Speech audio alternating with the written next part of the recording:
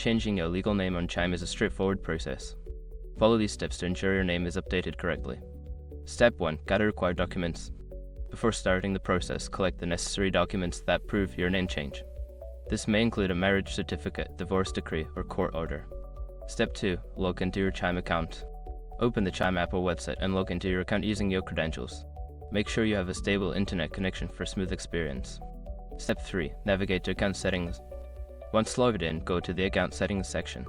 Look for an option related to personal information or profile settings where you can update your name. Step 4. Submit name change requests.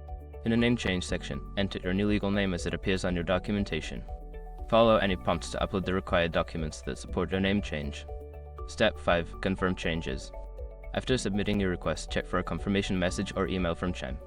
It may take a few days for the changes to be processed, so keep an eye on your account for updates.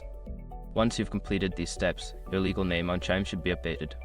If you encounter any issues, consider reaching out to Chime customer support for assistance.